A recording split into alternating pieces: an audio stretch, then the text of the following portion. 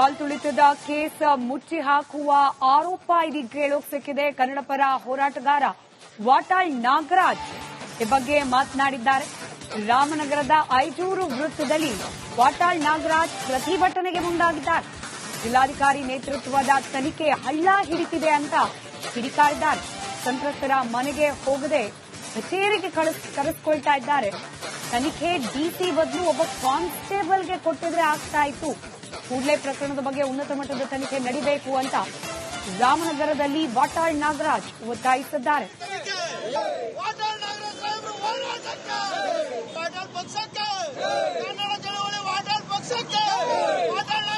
ಈ ದುರಂತ ಆಗಿ ಸುಮಾರು 20 ದಿನಗಳ ಹತ್ರ ಆಯಿತು. ಇದನ್ನ ಕೂಡಲೇ ಇವರು 15 ದಿವಸದೊಳಗಾಗಿ ಯಾರು ತಪ್ಪಿತಸ್ಥರು ಅಂತ ಹೇಳಿ ಸರ್ಕಾರ ಹೇಳಬೇಕಾಗಿತ್ತು. ಇದುವರೆಗೂ ಹೇಳಲಿಲ್ಲ. ನಿಜವಾಗ್ಲೂ ಇದೊಂದು ರೀತಿ ಗೌಪ್ಯವಾಗಿ ಉಳಿದಿದೆ. ಇದು ಉನ್ನತ ಮಟ್ಟದ ತನಿಖೆ ಆಗಬೇಕಾಗಿತ್ತು, ಆಗ್ತಾ ಇಲ್ಲ. ಉಚ್ಚ ನ್ಯಾಯಾಲಯದ ಹಾಲಿ ನ್ಯಾಯಾಧೀಶರಿಂದ ತನಿಖೆ ಆಗಬೇಕು, ಆಗ್ತಾ ಇಲ್ಲ. ಸಿದ್ದರಾಮಯ್ಯನವರು ಇದನ್ನು ಗಂಭೀರವಾಗಿ ತೆಗೆದುಕೊಳ್ಳಬೇಕಾಗಿತ್ತು. ಆದರೆ ಅವರು ಮಾಡುತ್ತೇನು? ಪೊಲೀಸ್ ಕಮಿಷನರ್ ಒಬ್ಬರನ್ನ ಅಮಾನತ್ತಲ್ಲಿಟ್ಟರು. ಈ ದುರಂತ ಕಾಲ್ತುಳಿತದ ಕೇಸ್ ಮುಚ್ಚಿ ಹಾಕುವ ಆರೋಪ ಇದೀಗ ಕೇಳೋಕ್ ಸಿಕ್ಕಿದೆ. ಕನ್ನಡಪರ ಹೋರಾಟಗಾರ ವಾಟಾಳ್ ನಾಗರಾಜ್ ಈ ಬಗ್ಗೆ ಮಾತನಾಡಿದ್ದಾರೆ. ರಾಮನಗರದ ಐಜೂರು ವೃತ್ತದಲ್ಲಿ ವಾಟಾಳ್ ನಾಗರಾಜ್ ಪ್ರತಿಭಟನೆಗೆ ಮುಂದಾಗಿದ್ದಾರೆ. ಜಿಲ್ಲಾಧಿಕಾರಿ ನೇತೃತ್ವದ ತನಿಖೆ ಹಳ್ಳ ಹಿಡಿತಿದೆ ಅಂತ ಕಿಡಿಕಾರಿದ್ದಾರೆ. ಸಂತ್ರಸ್ತರ ಮನೆಗೆ ಹೋಗದೆ ಕಚೇರಿಗೆ ಕರೆಸಿಕೊಳ್ತಾ ಇದ್ದಾರೆ. ತನಿಖೆ ಡಿಸಿ ಬದಲು ಒಬ್ಬ ಕಾನ್ಸ್ಟೇಬಲ್ಗೆ ಕೊಟ್ಟಿದ್ರೆ ಆಗ್ತಾ ಇತ್ತು. ಕೂಡಲೇ ಪ್ರಕರಣದ ಬಗ್ಗೆ ಉನ್ನತ ಮಟ್ಟದ ತನಿಖೆ ನಡೀಬೇಕು ಅಂತ ರಾಮನಗರದಲ್ಲಿ ವಾಟಾಳ್ ನಾಗರಾಜ್ ಒತ್ತಾಯಿಸಿದ್ದಾರೆ.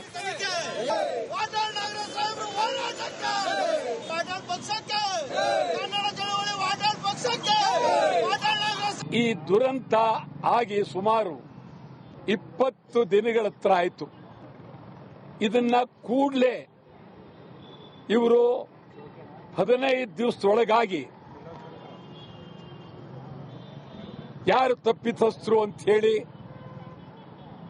ಸರ್ಕಾರ ಹೇಳಬೇಕಾಗಿತ್ತು. ಇದುವರೆಗೂ ಹೇಳಲಿಲ್ಲ. ನಿಜವಾಗ್ಲೂ ಇದೊಂದು ರೀತಿ ಗೌಪ್ಯವಾಗಿ ಉಳಿದಿದೆ. ಇದು ಉನ್ನತ ಮಟ್ಟದ ತನಿಖೆ ಆಗಬೇಕಾಗಿತ್ತು, ಆಗ್ತಾ ಇಲ್ಲ. ಉಚ್ಚ ನ್ಯಾಯಾಲಯದ ಹಾಲಿ ನ್ಯಾಯಾಧೀಶರಿಂದ ತನಿಖೆ ಆಗಬೇಕು, ಆಗ್ತಾ ಇಲ್ಲ. ಸಿದ್ದರಾಮಯ್ಯನವರು ಇದನ್ನು ಗಂಭೀರವಾಗಿ ತೆಗೆದುಕೊಳ್ಳಬೇಕಾಗಿತ್ತು. ಆದರೆ ಅವರು ಮಾಡುತ್ತೇನು? ಪೊಲೀಸ್ ಕಮಿಷನರ್ ಒಬ್ಬರನ್ನ ಅಮಾನತ್ತಲ್ಲಿಟ್ಟರು.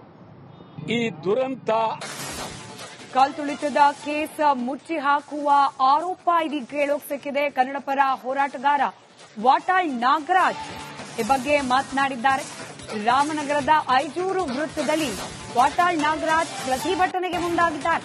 ಜಿಲ್ಲಾಧಿಕಾರಿ ನೇತೃತ್ವದ ತನಿಖೆ ಹಳ್ಳ ಹಿಡಿತಿದೆ ಅಂತ ಕಿಡಿಕಾರಿದ್ದಾರೆ. ಸಂತ್ರಸ್ತರ ಮನೆಗೆ ಹೋಗದೆ ಕಚೇರಿಗೆ ಕರೆಸಿಕೊಳ್ತಾ ಇದ್ದಾರೆ. ತನಿಖೆ ಡಿಸಿ ಬದಲು ಒಬ್ಬ ಕಾನ್ಸ್ಟೇಬಲ್ಗೆ ಕೊಟ್ಟಿದ್ರೆ ಆಗ್ತಾ ಇತ್ತು. ಕೂಡಲೇ ಪ್ರಕರಣದ ಬಗ್ಗೆ ಉನ್ನತ ಮಟ್ಟದ ತನಿಖೆ ನಡೀಬೇಕು ಅಂತ ರಾಮನಗರದಲ್ಲಿ ವಾಟಾಳ್ ನಾಗರಾಜ್ ಒತ್ತಾಯಿಸಿದ್ದಾರೆ.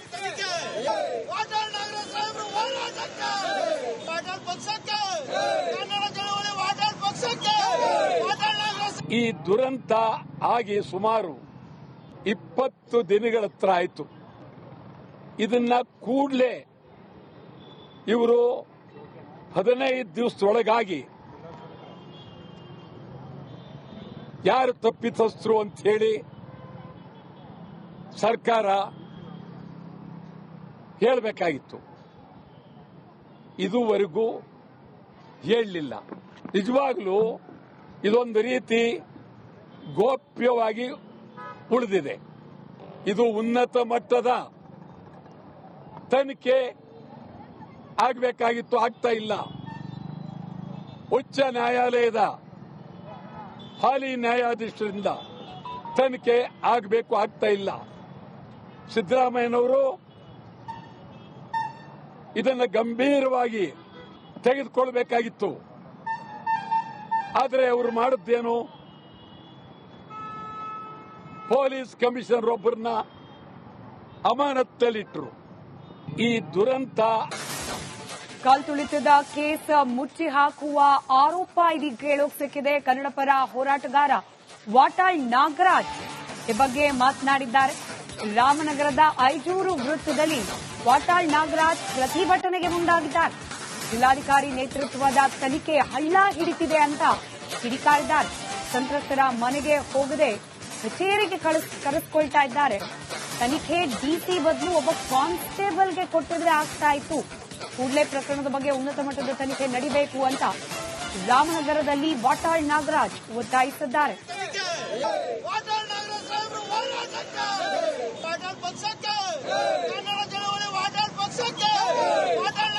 ಈ ದುರಂತ ಆಗಿ ಸುಮಾರು 20 ದಿನಗಳ ಹತ್ರ ಆಯಿತು.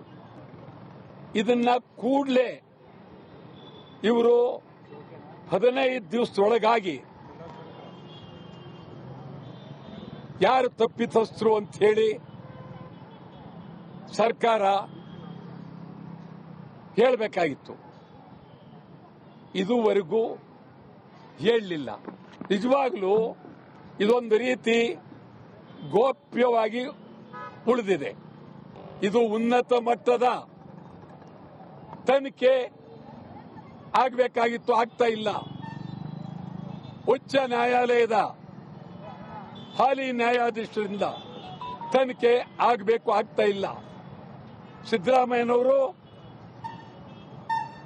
ಇದನ್ನು ಗಂಭೀರವಾಗಿ ತೆಗೆದುಕೊಳ್ಬೇಕಾಗಿತ್ತು. ಆದರೆ ಅವರು ಮಾಡಿದ್ದೇನು? ಪೊಲೀಸ್ ಕಮಿಷನರ್ ಒಬ್ಬರನ್ನ ಅಮಾನತ್ತಲ್ಲಿಟ್ಟರು. ಈ ದುರಂತ ಕಾಲ್ತುಳಿತದ ಕೇಸ್ ಮುಚ್ಚಿ ಹಾಕುವ ಆರೋಪ ಇದೀಗ ಕೇಳೋಕ್ ಸಿಕ್ಕಿದೆ. ಕನ್ನಡ ಪರ ಹೋರಾಟಗಾರ ವಾಟಾಳ್ ನಾಗರಾಜ್ ಈ ಬಗ್ಗೆ ಮಾತನಾಡಿದ್ದಾರೆ. ರಾಮನಗರದ ಐಜೂರು ವೃತ್ತದಲ್ಲಿ ವಾಟಾಳ್ ನಾಗರಾಜ್ ಪ್ರತಿಭಟನೆಗೆ ಮುಂದಾಗಿದ್ದಾರೆ. ಜಿಲ್ಲಾಧಿಕಾರಿ ನೇತೃತ್ವದ ತನಿಖೆ ಹಳ್ಳ ಹಿಡಿತಿದೆ ಅಂತ ಕಿಡಿಕಾರಿದ್ದಾರೆ. ಸಂತ್ರಸ್ತರ ಮನೆಗೆ ಹೋಗದೆ ಕಚೇರಿಗೆ ಕರೆಸ್ಕೊಳ್ತಾ ಇದ್ದಾರೆ. ತನಿಖೆ ಡಿಸಿ ಬದಲು ಒಬ್ಬ ಕಾನ್ಸ್ಟೇಬಲ್ಗೆ ಕೊಟ್ಟಿದ್ರೆ ಆಗ್ತಾ ಇತ್ತು. ಕೂಡಲೇ ಪ್ರಕರಣದ ಬಗ್ಗೆ ಉನ್ನತ ಮಟ್ಟದ ತನಿಖೆ ನಡೀಬೇಕು ಅಂತ ರಾಮನಗರದಲ್ಲಿ ವಾಟಾಳ್ ನಾಗರಾಜ್ ಒತ್ತಾಯಿಸಿದ್ದಾರೆ.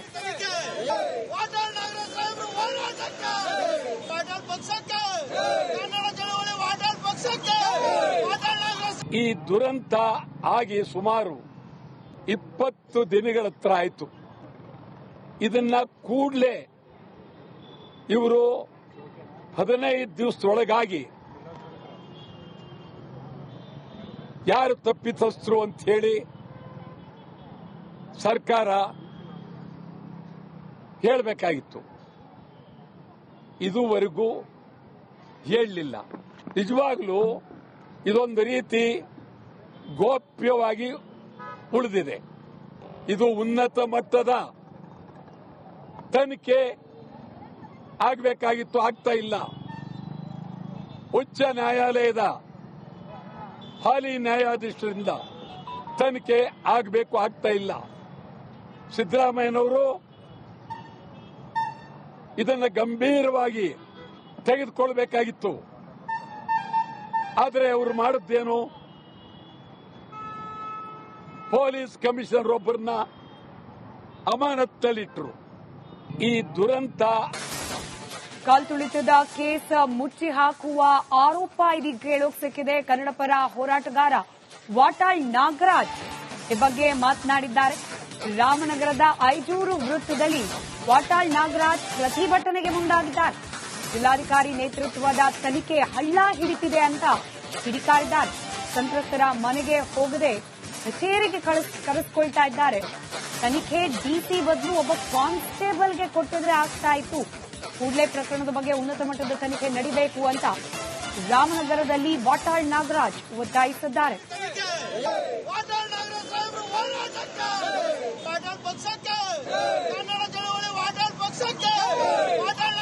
ಈ ದುರಂತ ಆಗಿ ಸುಮಾರು 20 ದಿನಗಳ ಹತ್ರ ಆಯಿತು. ಇದನ್ನ ಕೂಡಲೇ ಇವರು 15 ದಿವಸದೊಳಗಾಗಿ ಯಾರು ತಪ್ಪಿತಸ್ಥರು ಅಂತ ಹೇಳಿ ಸರ್ಕಾರ ಹೇಳಬೇಕಾಗಿತ್ತು. ಇದುವರೆಗೂ ಹೇಳಲಿಲ್ಲ. ನಿಜವಾಗ್ಲೂ ಇದೊಂದು ರೀತಿ ಗೋಪ್ಯವಾಗಿ ಉಳಿದಿದೆ. ಇದು ಉನ್ನತ ಮಟ್ಟದ ತನಿಖೆ ಆಗಬೇಕಾಗಿತ್ತು, ಆಗ್ತಾ ಇಲ್ಲ. ಉಚ್ಚ ನ್ಯಾಯಾಲಯದ ಹಾಲಿ ನ್ಯಾಯಾಧೀಶರಿಂದ ತನಿಖೆ ಆಗಬೇಕು, ಆಗ್ತಾ ಇಲ್ಲ. ಸಿದ್ದರಾಮಯ್ಯನವರು ಇದನ್ನು ಗಂಭೀರವಾಗಿ ತೆಗೆದುಕೊಳ್ಬೇಕಾಗಿತ್ತು. ಆದರೆ ಅವರು ಮಾಡುತ್ತೇನು, ಪೊಲೀಸ್ ಕಮಿಷನರ್ ಒಬ್ಬರನ್ನ ಅಮಾನತ್ತಲ್ಲಿಟ್ಟರು. ಈ ದುರಂತ